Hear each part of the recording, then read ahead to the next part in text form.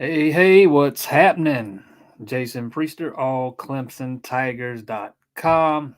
Back with you Monday live, just like we do every Monday, 7 p.m. Lot to talk about tonight. Clemson bounces back on the basketball court. Football gains a 5 star, loses a 5 star. One of the biggest jumps I've ever seen. Honestly, I didn't think it was possible. And then a big recruiting weekend this weekend. Man, we'll start it off with the basketball because I'm not going to stay on it very long, and we'll move on to the football and the recruiting stuff. That's what we're all here to talk about, anyways. You know, Clemson goes on the road, beats Florida State. I'll be honest, I didn't watch the first half. I had a family engagement I had to go to. Caught the second half. Um, really liked what Brownell did going to the zone, man. It helped. I thought with some of the perimeter defense, Clemson shot better from the perimeter. And if Clemson can shoot better from the perimeter, they'll be okay. They got to get they got to have somebody other than Joe Girard that can hit from downtown. Um, if you're relying on just him, you're gonna be in trouble. They'd be a whole lot better off if they could ever get Chase Hunter going a little bit from the perimeter. But really liked what they did going to the zone.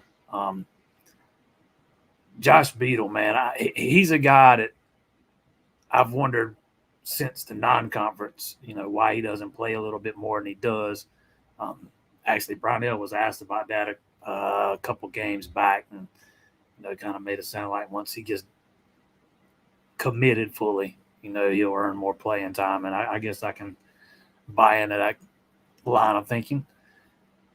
But it was a win they needed, man. I thought the Boston College was kind of a must-win game. They won it. Backs against the wall. I thought Florida State was a must-win game. Backs against the wall. Won it.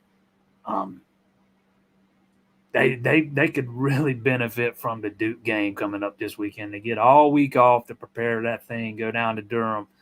Um, Duke coming off a home loss to Pitt, actually, which kind of helps Clemson. Um, Pitt's Clemson's win over Pitt was originally a quad one win, then it fell down to a quad two win. Now it's back up to a quad one win. Man, the net rankings are trash. That's neither here nor there. Discussion for a different day. Kind of like the recruiting rankings. We see TJ Moore takes a big, humongous jump in the 24/7 rankings today. I think he jumped 81 or 84 spots, and he's now a 5 star.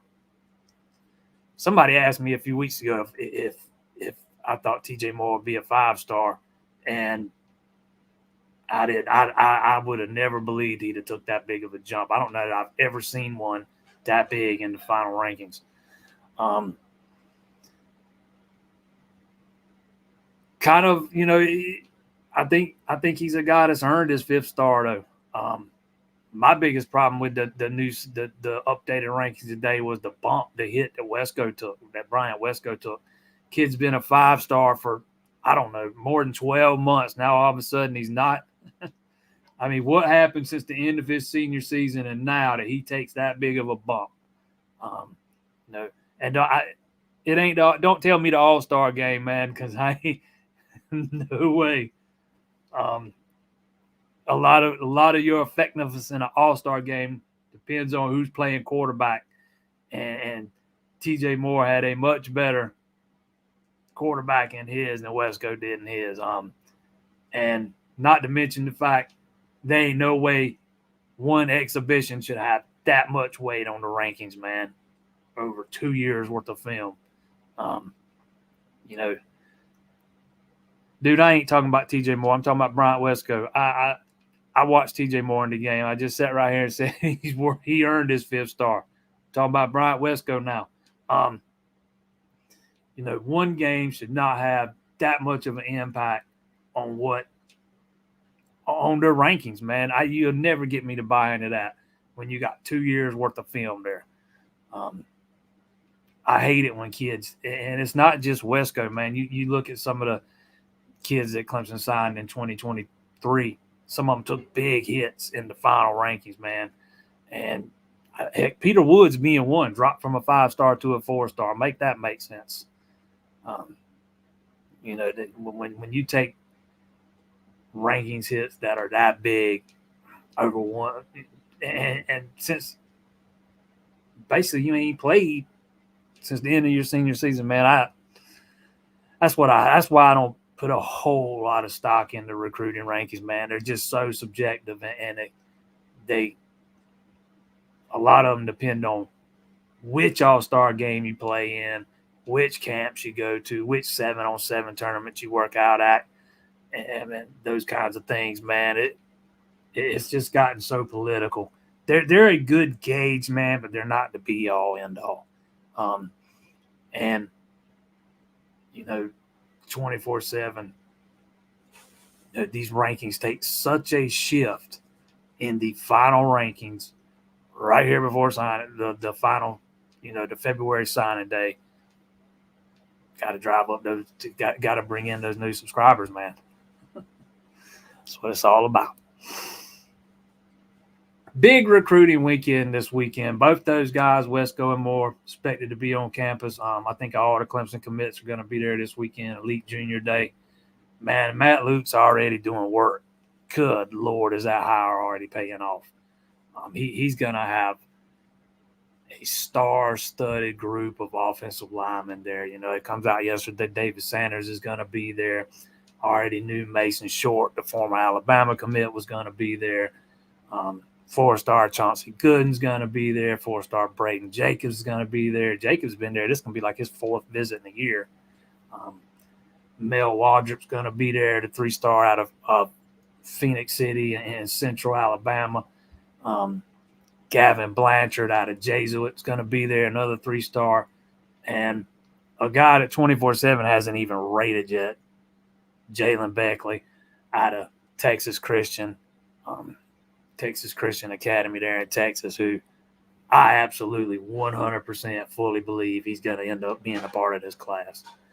There are very few kids that I have ever talked to that within the first minute of a conversation, you say, damn, man, that kid feels like he just fits perfectly. And to me, that's Jalen Beckley up and down. I think defensive lineman Isaiah Campbell's another one of those guys. Man, it just hits you like a ton of bricks if you ever have a conversation with Jalen Beckley. He just seems like he fits everything Clemson's looking for, and Clemson is kind of everything he's looking for. We'll see. I bet almost anything he's going to end up being a part of this class. He's a guy that he hasn't visited since last summer. Not because he didn't want to. He just lives in Texas. It was hard for him to get to a game during the season with his high school schedule. This is a big visit for him. We'll see how long he takes his recruitment on into the spring and summer. I wouldn't be shocked if he don't take it a whole lot further, man. I wouldn't be shocked at all. Brady says Matt Luke gets a 5-star lineman in the next few months. We'll see, man. He's got some ground to make up with David Sanders, man. He's got some ground to make up.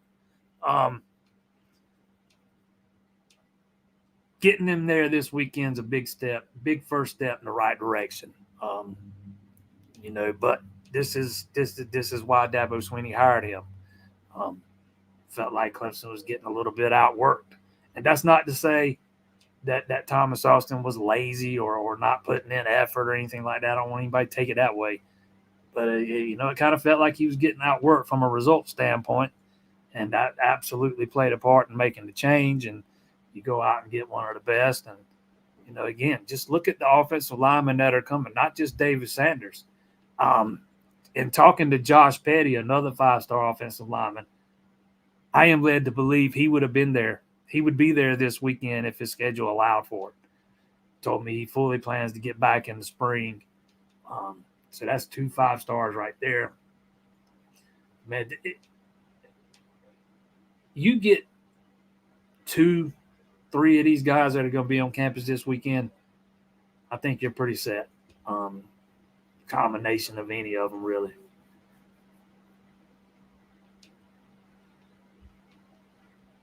Also going to have 5-star Elijah Griffin's going to be there.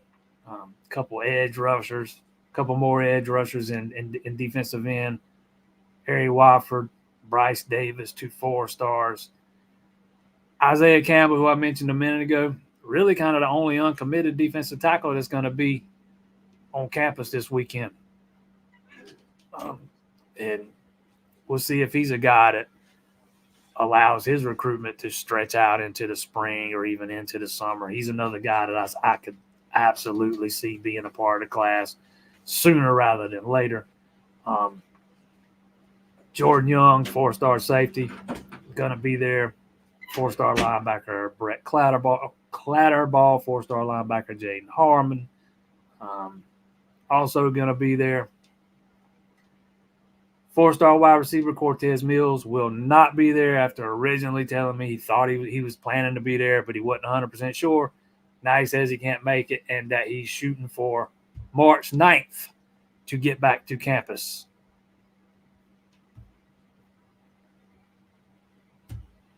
Was it long ago when the rare recruiting classes were 25 high school kids? Now most of the top-rated teams are 27, 28 or more, rotating in and out. Yeah, sure enough, rotating them in and out. It's almost like you're processing them.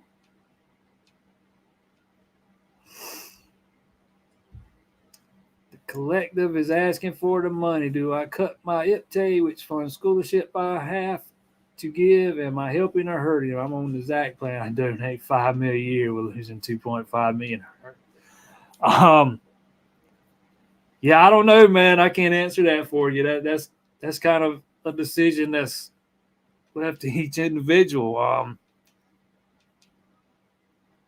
I have a big time problem with the NCAA asking fans to fund players' salaries when schools are bringing in 40, 50, 60, 70, 80, 90 million dollars a year just in television revenue.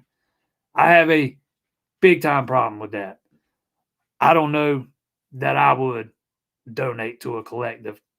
If I had to choose either or, I'm probably donating to the Booster Club over the collective. That's just me.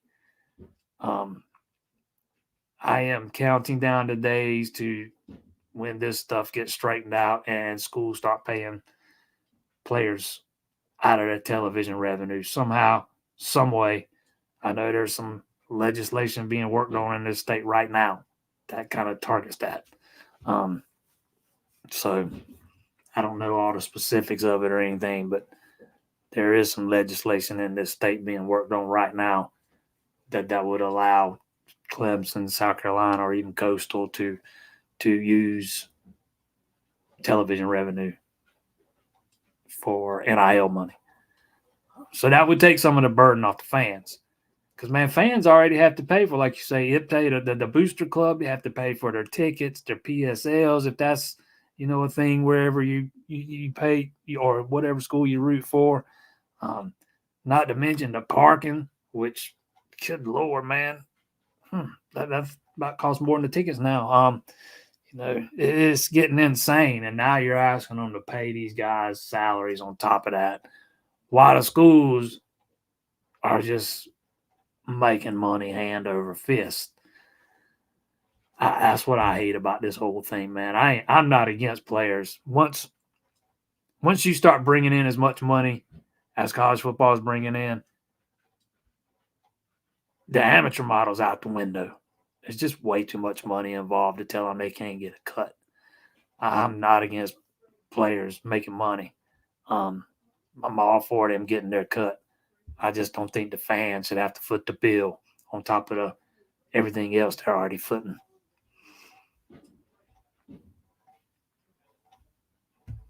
John says David Ijamame is criminally underrated. Yeah, I kind of been saying that for a while. I didn't even see what his updated ranking looked like. That guy killed it this year. Killed it.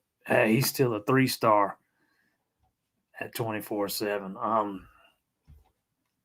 35th running back in the country, 48th player in the state of Georgia. And, man, he killed it. But he was killing it at his school this year before he got hurt there towards the end of the season. He's putting up video game-like numbers. I 100% agree. He is vastly underrated.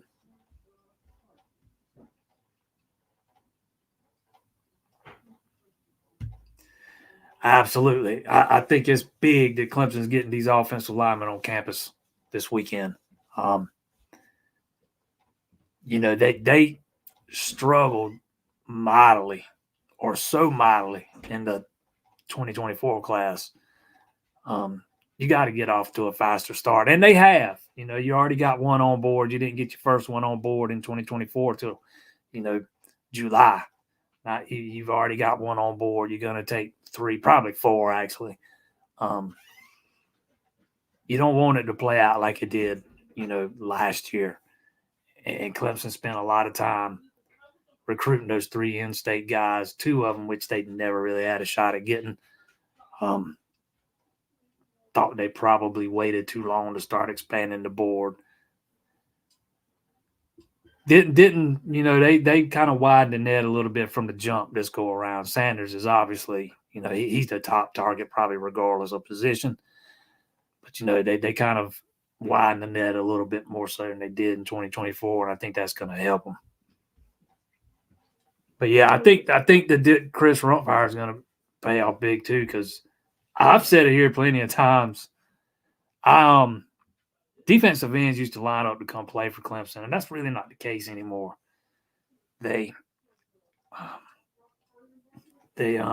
Recruiting's kind of fallen off a little bit. I know they got T.J. Parker last year, but they don't have the talent kind of stockpiled there the way they used to be in the past, and I think that's a part of the reason there was a change made there too. But yeah, there are three big time ends on campus this weekend.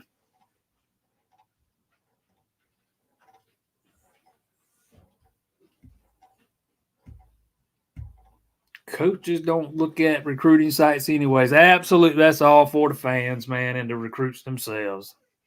100% agree.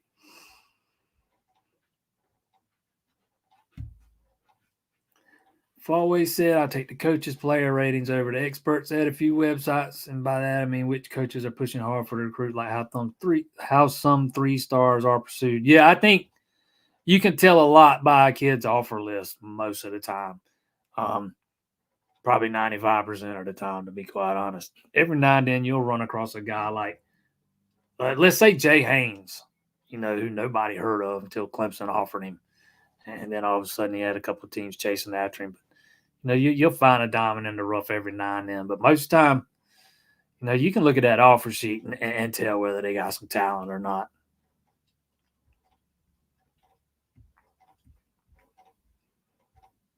Tate, don't lie. Some of the recruiting sites do.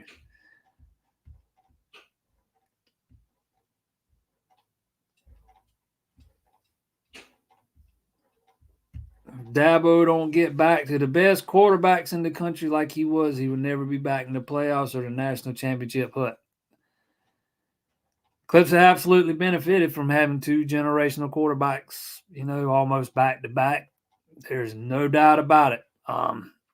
You had what you thought was one of the best quarterbacks in country coming in after Lawrence and DJ. Like we were just talking about it. Everybody in the country was after that kid, man. Everybody. Big, strong, big, powerful, strong arm, man. Just it didn't translate. And you're gonna have a kid like that every now and then. Nobody's gonna have 100% hit rate. But yeah, having 2 generational quarterbacks makes it a whole lot easier. But they call them generational quarterbacks for a reason, because there's not one in every class. Even look at Klubnik, man. If we're just talking about recruiting rankings, he was number 1 in the country, number 2, depending on which service you looked at. There's a pretty weak quarterback class in 2022, and Quinn Ewers reclassified to 2021, which allowed him to take over that number 1 spot. But I mean, it ain't like they've been recruiting scrubs.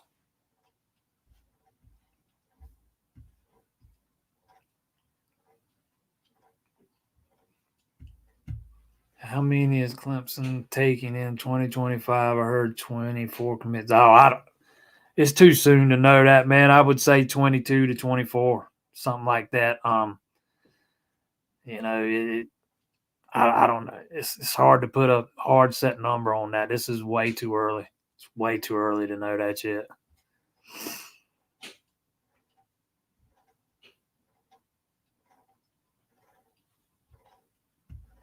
Never understood how a recruiting class that has 23 stars is ranked higher than a class that has 15 4 and 5-star recruits. I can't answer that one for you. It does seem like sometimes they put more emphasis on quantity rather than quality. 100%.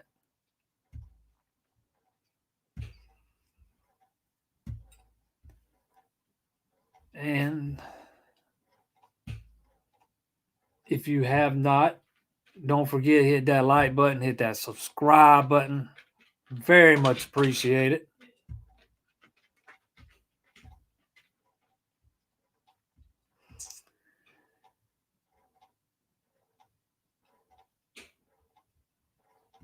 Oh, I lost my spot. Hold on a minute. Bakic's NIL comments were interesting. Seems like we're behind if they're asking for money years at the beginning of NIL. I'm not sure what comments you're talking about.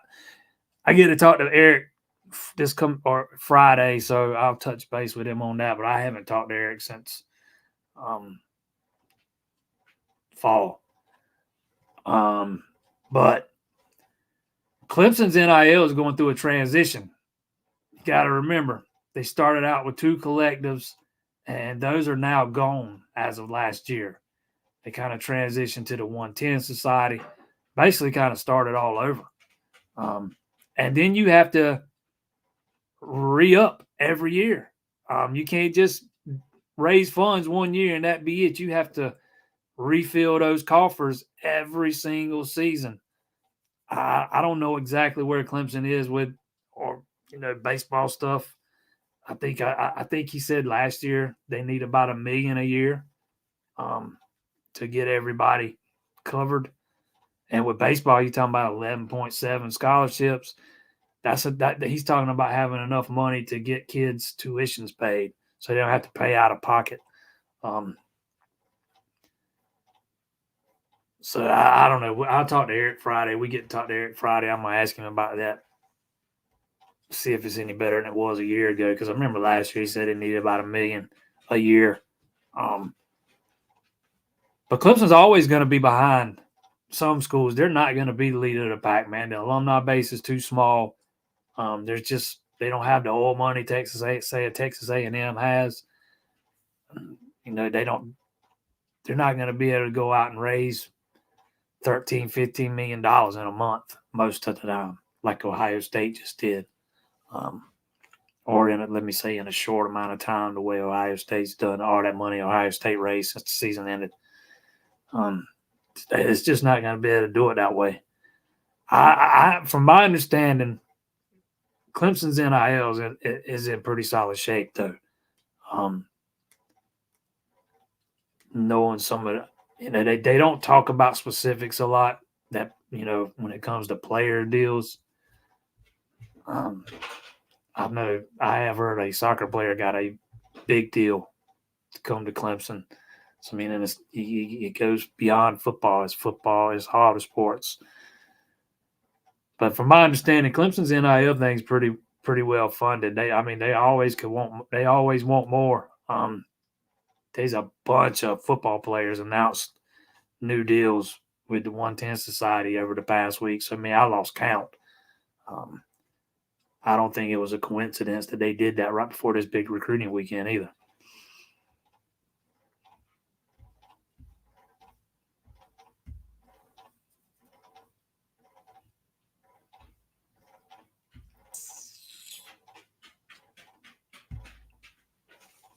Do you see any commits after the weekend?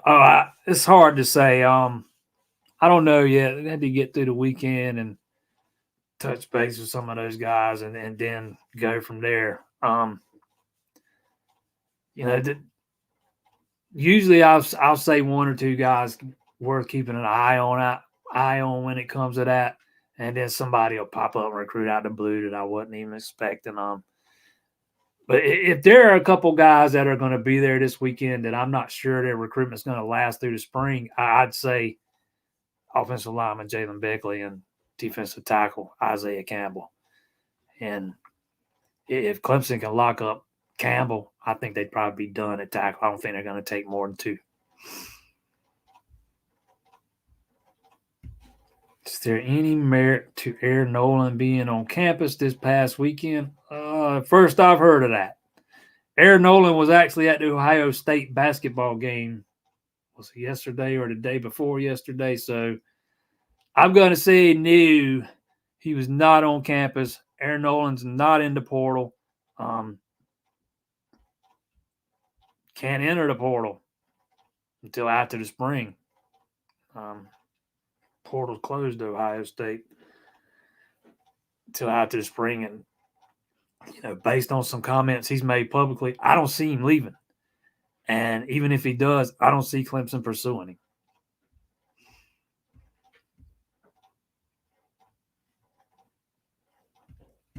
What are your thoughts on the quarterback commit for 2025? Blake Hebert. I would have liked to have seen him get to play more last year. He got hurt early in the season.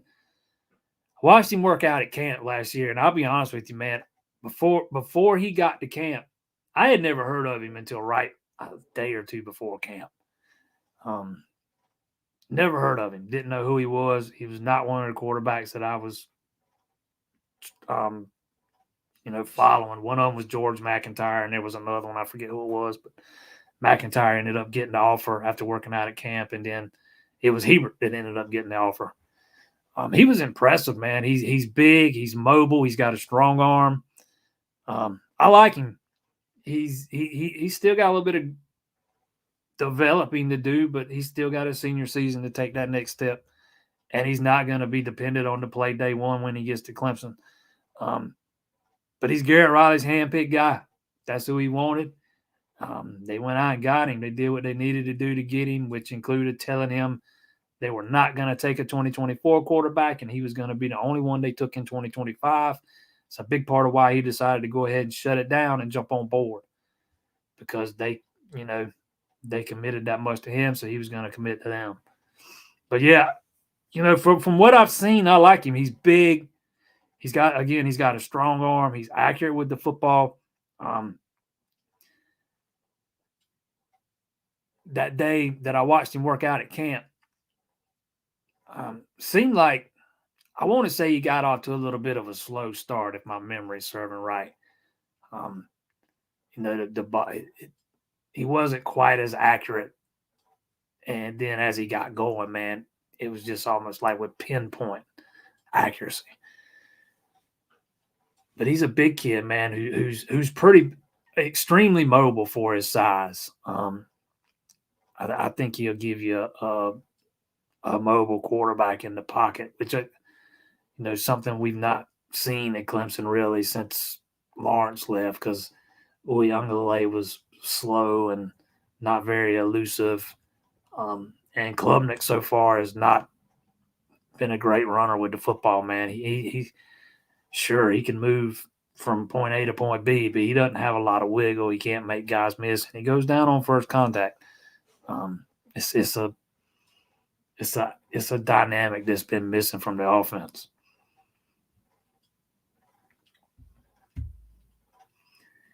Any info on the deals that the athletes are signing with the 110 Society? Are they competitive? Is it better structured than other NIL entities at Clemson? Yeah, I do think it's better structured. The fact that was one reason why they wanted to get it under the IPTAE umbrella, to get it a little bit better structured and those kind of things. As far as specific numbers, nobody talks about that. Nobody. I've been told by plenty of recruits or their family members that what Clemson offers in NIL is pretty dang competitive with most schools. They just don't go out and get into bidding wars, and I know fans don't like it, but that's just what it is. I think as long as Dabo Swinney's going to be there, man, he's gonna put his pretty much all his focus on the high school kids and developing them, and he's going to be looking for the ones that he thinks will stick around, and not bolt in a year or two and hit the portal as soon as they don't play. There's always going to be a few of those guys. But if you go and look at the numbers so far, Clemson's not been hit by the portal, by portal defections nearly as hard as a lot of other teams, especially when it comes to starters. I think Makuba and Bo Collins were really the first two starters that left. And I think Makuba was, I do believe that came down to an NIL thing. He ends up going to Texas where they've got almost unlimited resources. Makuba actually almost left last year. And then Bo Collins, I think NIL played a part in that. Not sure it was the only thing. But if you look at the way his career played out, probably best for both parties to get a fresh start. He is what he is. I don't think he's that true boundary threat Clemson needs out there.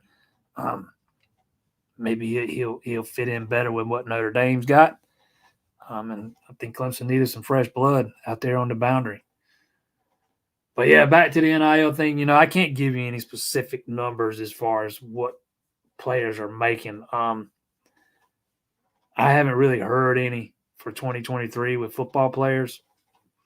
I did hear that Clemson's highest paid player in the 2022 season made well over 7 figures. Now, I'm sure that didn't all come from the collective because they have more than one deal. But if you can go out and say, hey, look, man, we got kids here making, 7 figures. The opportunities are there. That's something you can sell.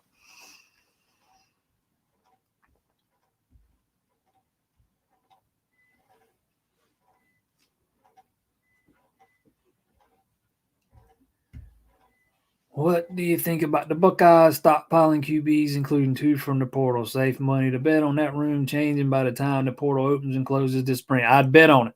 I'd bet on at least one of those guys bolting out of there by the time, fall camp rolls around. It might just depend on where the depth chart shakes out at the end of spring. Although, they've been doling out some money to those portal kids. They might have been able to pay them enough to keep them happy. We'll see. I see somebody ask me if Clemson has any interest in Aaron Nolan. No, I don't think so. Goes back to what I said earlier.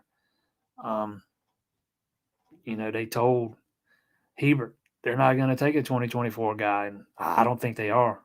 I think they're going to roll with Klubnik and Vizina and roll the dice.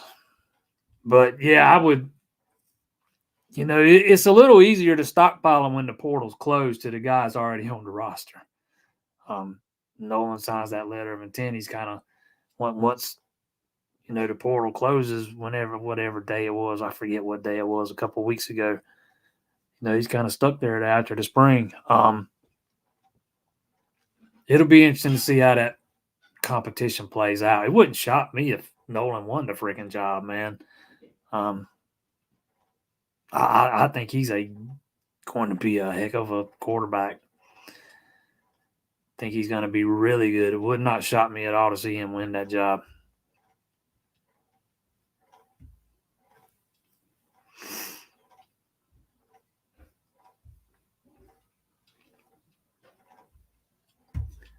Baseball, I get to talk to Eric this Friday, man, and I'll start talking baseball after that.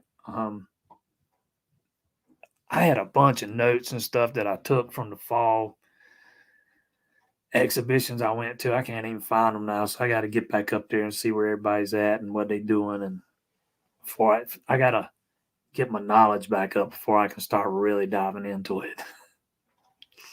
Because there were some guys moved around and some new faces.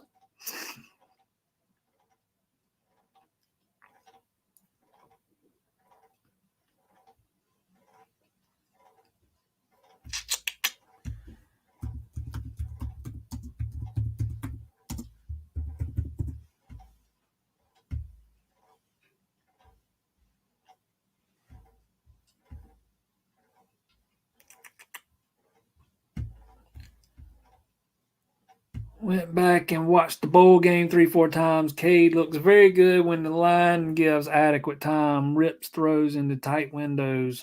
Decided what he can do with an improved O-line play. I fully expect Clemson's offensive line to be dramatically improved this year, just due to the coaching change.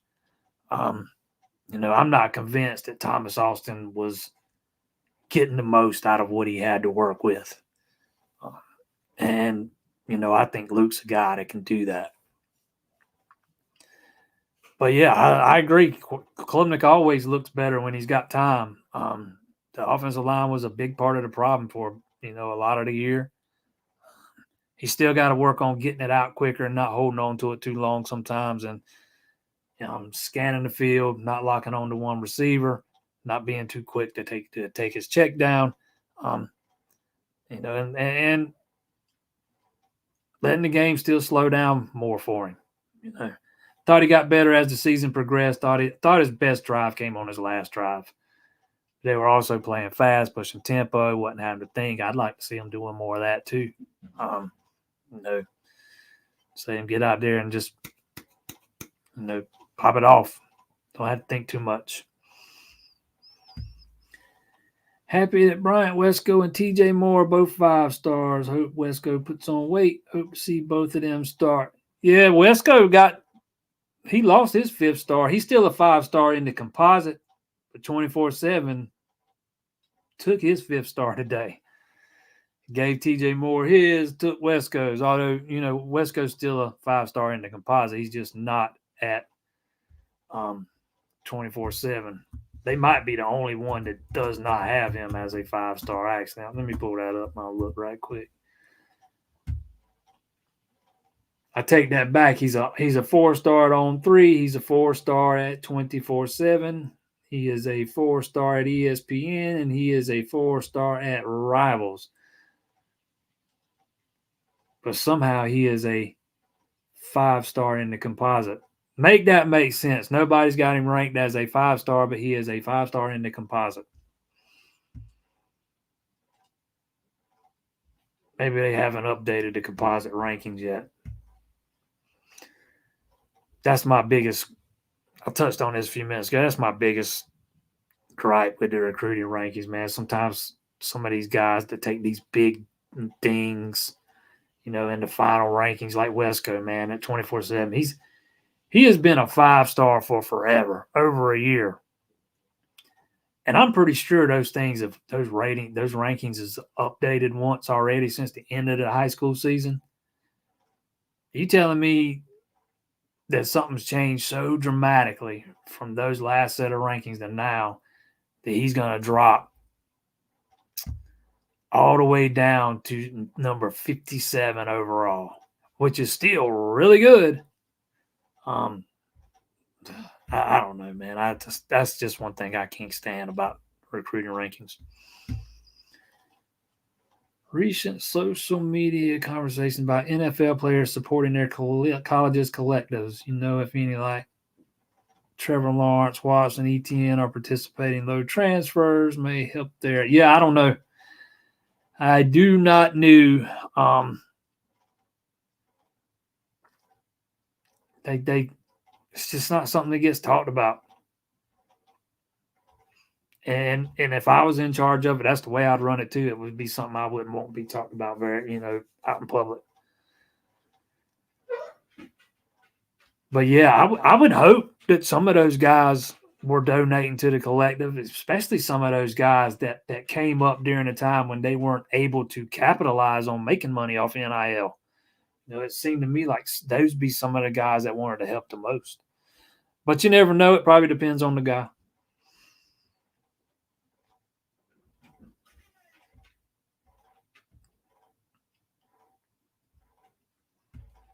Players who enter the portal in spring, yes, they can play in 2024.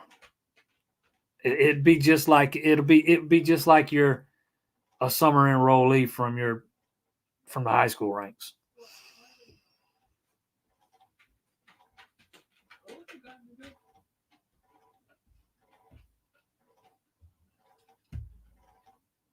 Heard Gilbert could commit by the spring game. What is your opinion on that? Yeah, I wouldn't expect it before the spring. by the time you get to the spring game, you've already got another month worth of unofficial visits he could have taken. But yeah, I could see it playing out that way. There was a lot. I think there were one or two crystal balls put in for him for Clemson a few weeks back, and people automatically just assumed he was fixing to pop off with a commitment, and I never thought one was coming that quick. Yeah, it wouldn't shock me to see him make a decision by the end of the spring.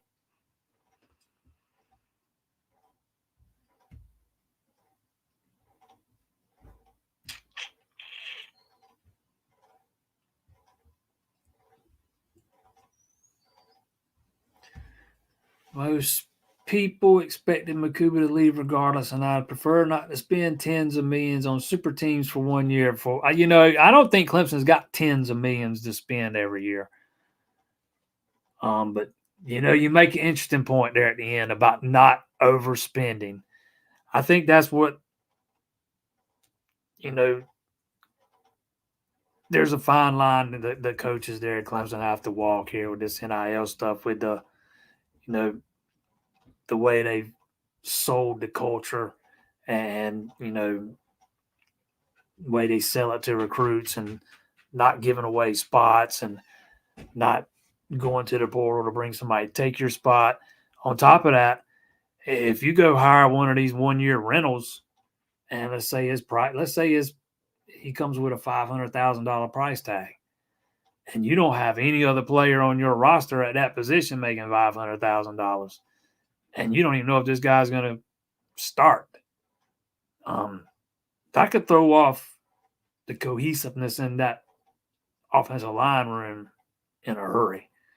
You bring in a portal guy for $500,000, the rest of you guys is making half of that, and all five of your starters is making half of that. So it's a fine line you got to walk, man. You got to decide how to spend your money. And so far, Clemson has chosen to focus more of their efforts on, roster retention, keeping the roster intact. And it might end up being, we might get 2-3 years from now and find out that was the way to go all along. Dabo Swinney's betting that it is. I don't know. I still think we're heading towards professionalization with contracts and collective bargaining, and all this will be moot in a few years anyways. But we'll see. The only thing that I know I can tell you is Dabo Swinney's going to always prioritize development over chasing a rental every day, every single time.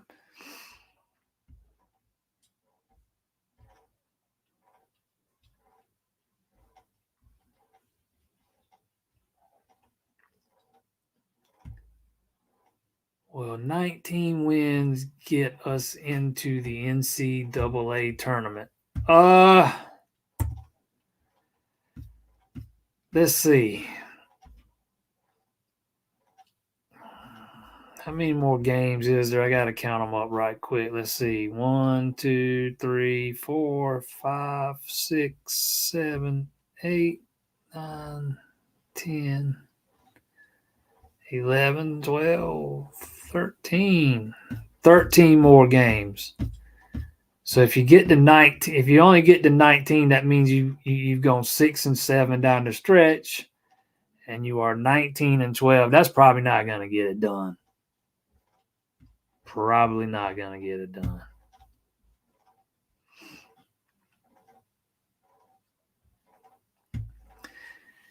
If you're giving a kid 6 figures plus, why does he even care if he's on scholarship?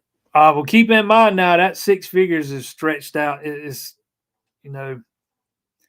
over, not just always over it. People automatically assume these are 1 year deals, and they're not.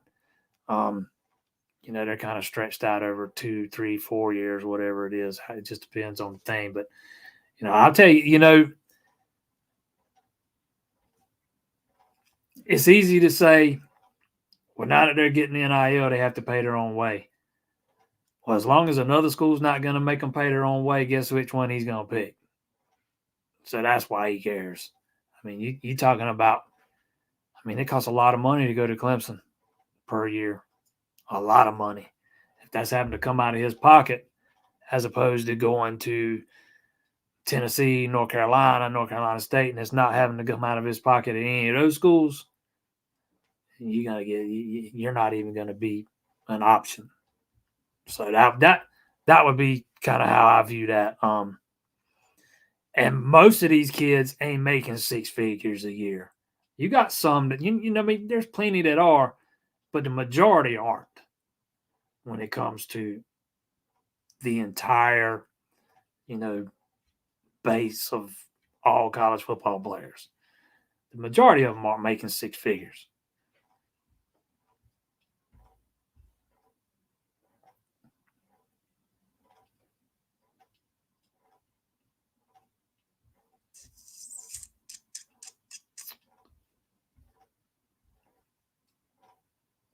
Oh man, it says a 4-star in Texas is a 5-star everywhere else. Touche, my man, touche.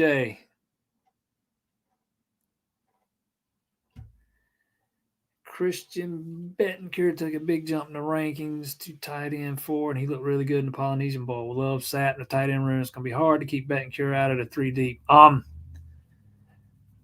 always been high on Betancourt. I think he's got an extremely high ceiling. He's long. He's athletic. He's got some speed. I think he's going to be a better blocker than Jake Brenningstool is. I do think the way he played, he kind of plays more receiver in his offense in high school than he did tight end. He might need a year to adjust. Well, I just have to see where he is, or well, not adjust, but let's say a year to learn the offense and to, kind of the intricacies that go along with playing tight end, because that's a lot to learn. And fortunately, I don't think they need him to be one of the top 3 tight ends. Now, if he could come in and be one of the top 3, that'd be great. I don't think they need him to be, since you got Brenningstool and Sapp and Olsen, Pat Henry, who I think is going to be a good player at Clemson. We saw a few flashes of that last year. Another guy that played a lot of receiver in high school, not a lot of tight end, kind of needed a year or so to get up to speed playing the position. It'll just depend on where Betancourt is when he gets here. It's going to hurt him that he doesn't enroll early. It would have helped him out so much if he could have been one of those early enrollees. Don't think his high school allows it though. I think that's what he told me, that his high school doesn't allow for them to graduate early. But yeah, either way, man, Clemson's got that tight end room is in solid shape, man. With him coming in this class and Brooking in the next class and what they've already got. Good to see that he took a big jump in the ratings, though. I haven't even looked at him. I only really knew about Moores and West Coast before I jumped on here tonight. Yeah, I see 24/7's got him rated inside the top 100 now, so that is a big jump for him.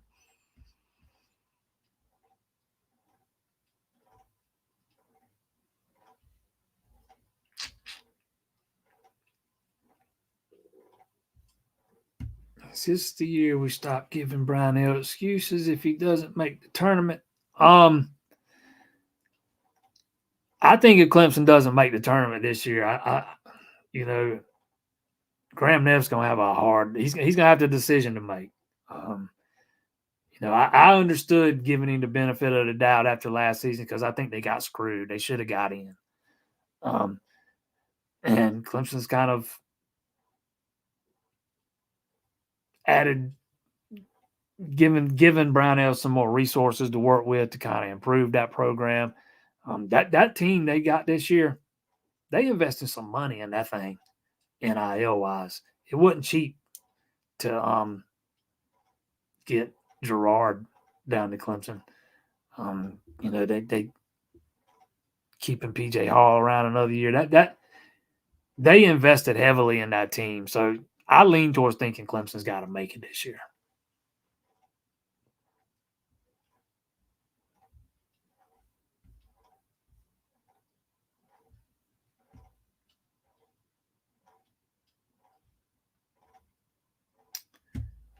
Well, Riley's O look more like his TCU O. That'll depend on the offensive line and the receivers and the quarterback. um, I think it ought to look better in year two. Will it look identical to what TCU did? I don't know. It's just going to depend where Klubnik is, where that offensive line is, and what you get out of those receivers. Because you have to play call based on the talent that you have and what they're capable of doing. And he almost said during the season that was the biggest reason why what Clemson's doing on offense this year doesn't resemble what TCU did in 2022. He didn't have the same kind of pieces to work with. So to me, you get those big boys up front improved. You get Klubnik to take that next step, and I think that'll go a long ways towards at least being more similar.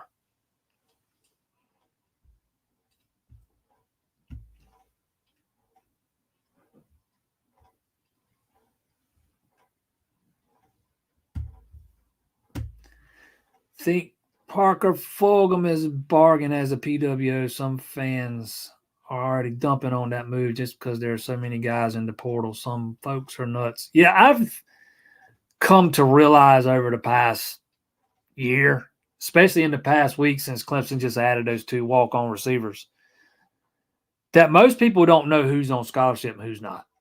I have come to realize that.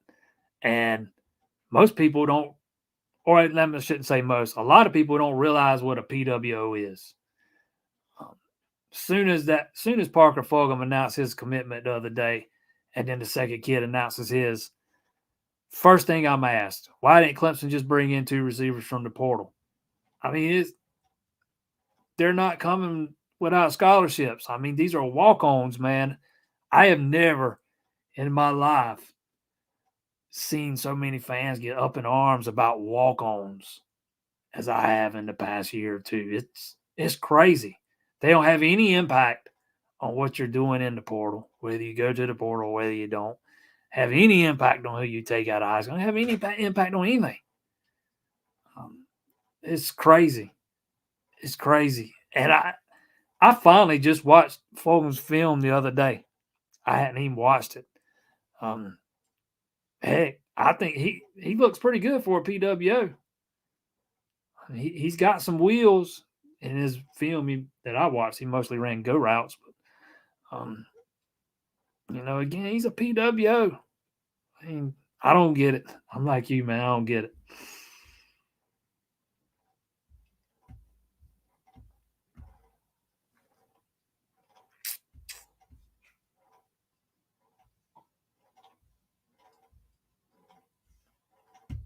Yes, he's got some speed, man. He's got some moves.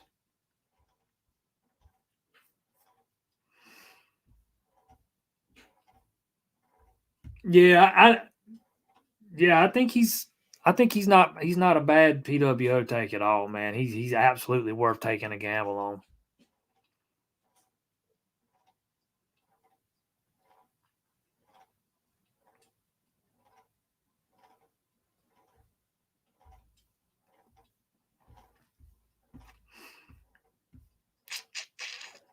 Somebody asked me about my opinion on the realignment, South Carolina high school realignment. I'm on a different side of the state as you, so I don't really know. I'm not that plugged in with high school football into upstate, but over here where I'm at, the fact that West Florence and South Florence are in 2 different, classifications now are not going to be in the same region. Mind blowing. Mind blowing.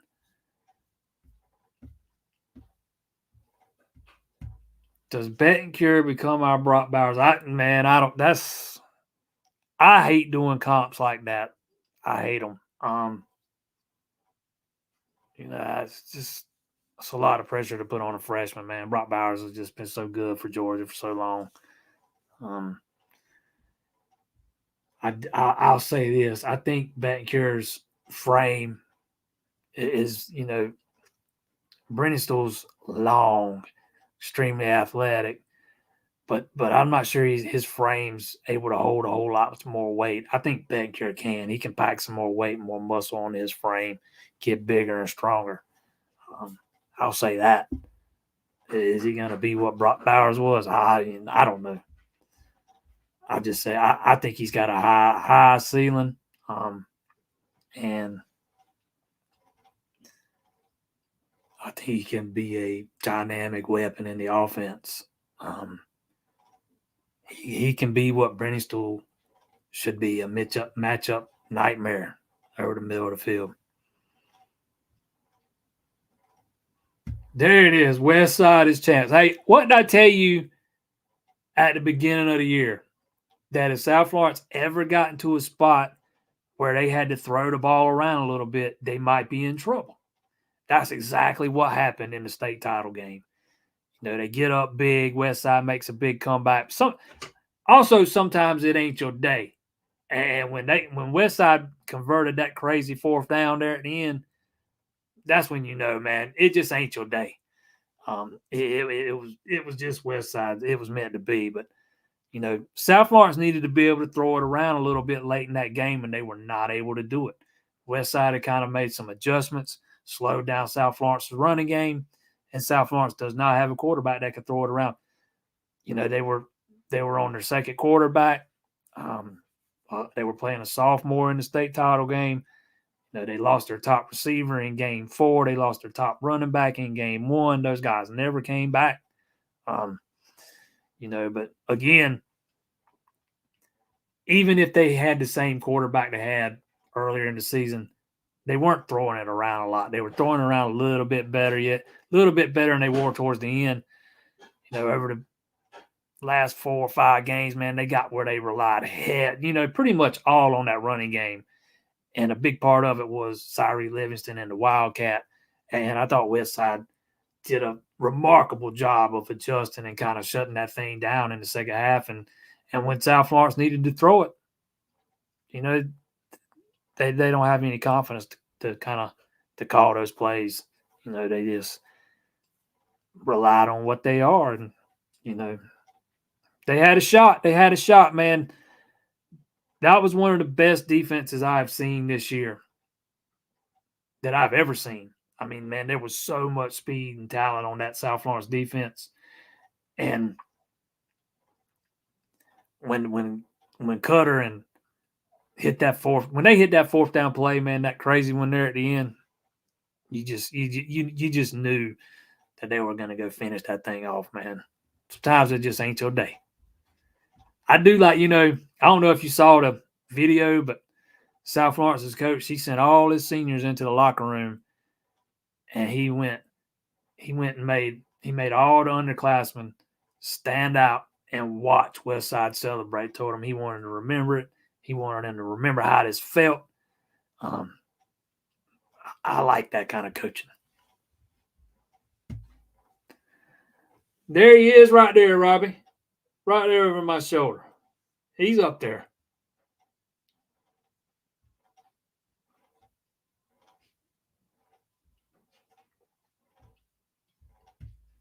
Any truth to rumors? Any truth to Antonio Williams hitting the portal when it opens back up? I have not heard a peep about Antonio leaving. There was rumors he was leaving after the season when the portal was open this time. It's always going to be rumors about this guy or that guy or the next guy. I would be shocked if Antonio left for next season.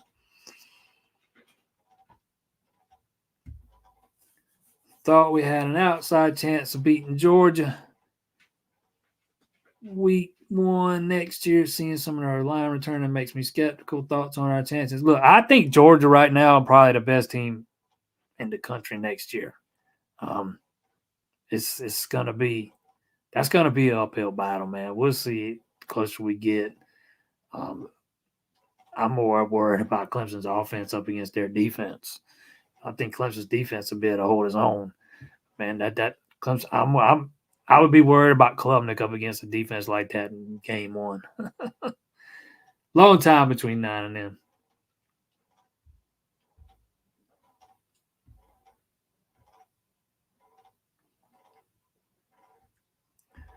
Clemson should have gotten some of West Side's receivers. I think they did have one that was a Power 5 commit. I can't remember the word. Tickle Tiger can probably tell you. He's telling me I'm making excuses. I'm not making excuses, man. I told you from the jump that if you could put South Florence in a position to where they got to throw the ball around, you can beat them. And that's what happened. Exactly what happened. But it's also a fact that they didn't have a starting quarterback, starting wide receiver, starting running back. Those are also facts. I don't think the running back affected them. They lost him on the second or third play of the season. And the guys that took his place, they didn't miss a beat with them. Zion Gilbert was one of them. Do think not having their top wide receiver hurt them big time. They changed the whole complexion of their offense after it's Lenore Sellers' little brother, Jaden Sellers. He's committed to South Carolina. They had to change the whole complexion of their offense after Sellers went down. But it worked for them. And kudos to Westside. They found a way they adjusted to it after halftime because South Florence kind of had their way in the first half, and then Westside came back, had their way in the second half, and South Florence didn't have another answer. Better team that day won. But like I said, sometimes it ain't your day, man. That fourth down play, man, was insane, man. When they hit that thing, man, that was it. It was over. You could see you could watch the body language on the South side, all South Florence players. They knew they were done for them.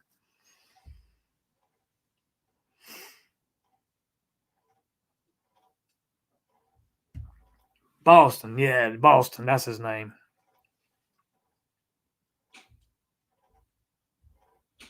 Clemson's bringing in more slow guys. I got to disagree with that 110, brother. Clemson signed 2 receivers in this class and in this 2024 class, and they both have elite speed. I wouldn't call either one of those a slow guy by any stretch. I would take either one over Boston at Westside 24/7, 365. No knock on Boston. He's a good player. But he ain't TJ Moore and he ain't Bryant Wesco. Oh, so now, I'm not going to start comparing scholarship players to PWOs. See, I don't understand that line of thinking. Was Boston going to come to Clemson as a preferred walk-on? No.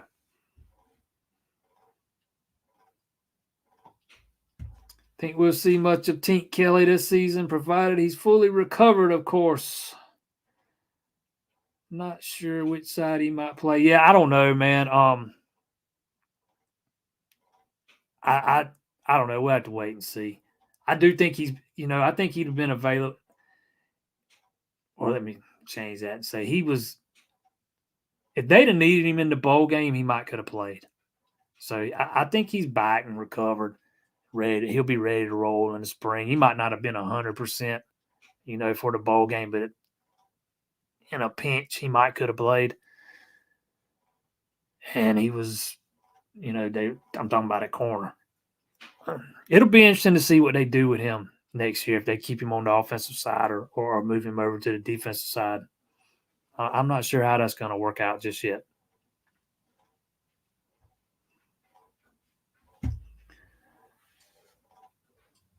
All right, man. Big recruiting weekend this weekend. For me, the focus is on the offensive line. You got 5-star David Sanders is coming in. You got 4-star Chauncey Gooden, 4-star Mason Short, who is the former Alabama commit, 4-star Braden Jacobs, who's visited Clemson a number of times over the past 12 months, 3-star Mal Waldrop, who's got some family ties to Clemson. And then you got Jalen Beckley, who's 24/7 hasn't rated him yet. I think OnStar has him. I think On3 has him as a 4-star. I'm not 100% on that, but or maybe it's Rivals. But some big names, star-studded lineup of offensive linemen in town this weekend, and I think getting Sanders back to campus is a big step in the right direction because Clemson absolutely lost some ground with that kid, probably a lot of it. And I don't think it was just about Thomas Austin, although, there's been some chatter that he was getting outworked. But I think some of it has to do with the way, going 9-4 and and the offensive line not playing very well. We'll see. Georgia's kind of been considered the front runner for a while, man. It might be hard to beat them out. We'll see how it goes. Long way to go in that kid's recruitment. I do think Jalen Beckley's got a good shot of being in this class. Like Clemson's chances with Braden Jacobs. Don't think it's over by any stretch, but I like their chances. Big weekend, though, man. You'd like to get a couple of those guys that are going to be on campus this weekend in the fold. Not saying they got to jump on board, within the next 2 weeks or anything, but would like to, you'd like to get a couple of those guys in the fold eventually. All right. Again, here we go. Take this. I'm very excited about Marquise Henderson. His tape's legit. He can absolutely fly. I can see him fitting in Ray McLeod type role. Juju Preston can also turn and burn. Yeah, nobody talks about Juju, man. That kid can move too. He is extremely, extremely fast. And then there's Marquise Henderson. Not sure where he's going to fit in yet. I kind of lean towards right now thinking he might slide into a role in the slot. We'll see. But he's another guy that can move. Yeah, I 100% disagree with Clemson still bringing in slow guys, man. They have absolutely made a more concerted effort to bring some more speed into that room. And I think you get that with TJ Moore and Bryant Westco and even Marquise Henderson and Juju Preston. Cortez Mills is a guy high on the board in 2025. Won't be here this weekend. Told me he's aiming to get to Clemson on March the 9th, their next, junior day event. But yeah, I kind of like the direction the wide receiver room's starting to turn, man. It looks like they're kind of the worm's kind of turning. I think it's going to be a big year for Tyler Grisham.